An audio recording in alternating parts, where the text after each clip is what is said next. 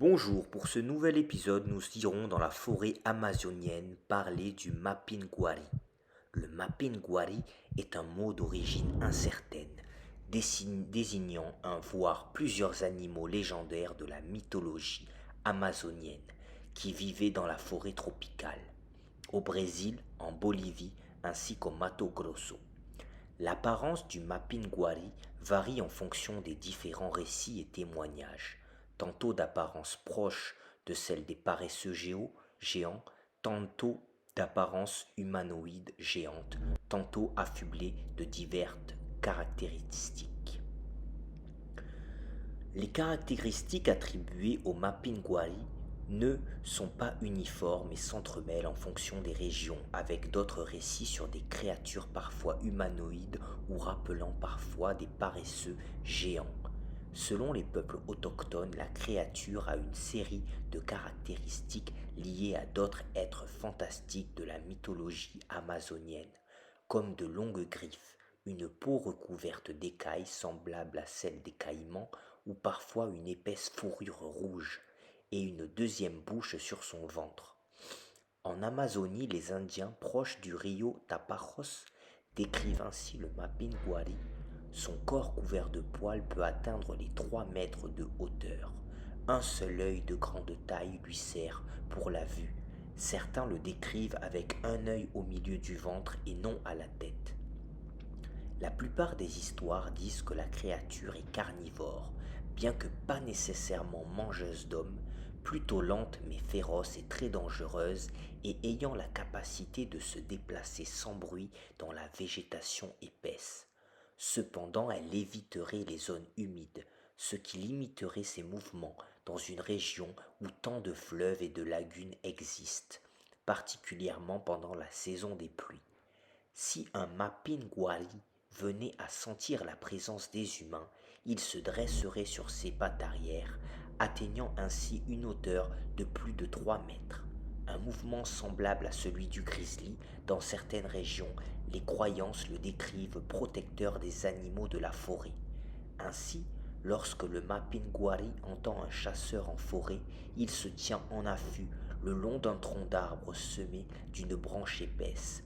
Il imite alors le cri du singe hurleur pour attirer à lui le chasseur.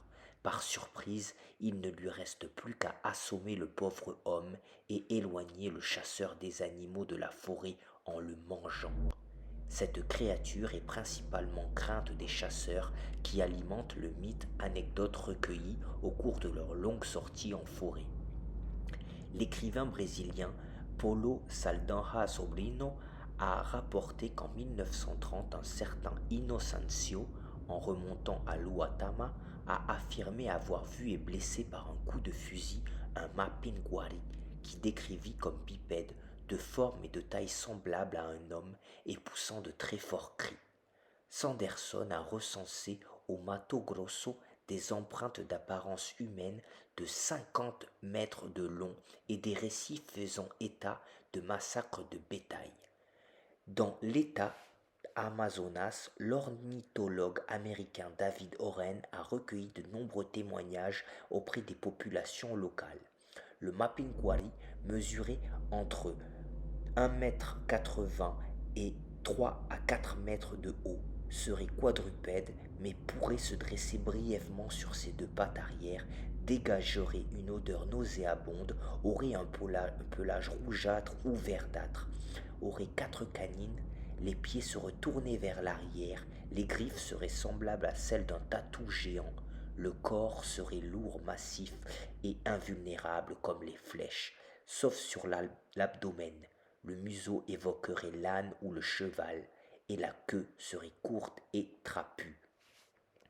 À partir de la seconde moitié du XXe siècle, des cryptozoologues ont émis l'hypothèse que la légende reposerait sur un animal réel, actuel ou éteint. Selon une des hypothèses, l'origine de cette légende remonterait à l'existence d'un paresseux géant aujourd'hui disparu, le Mégatherium ou le Mylodon.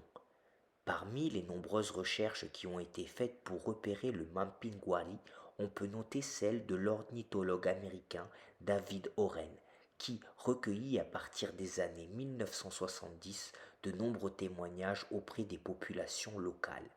Les premiers résultats furent publiés en 1993 et selon Oren, la créature pourrait être une petite espèce de mylodon adaptée à la vie dans la forêt.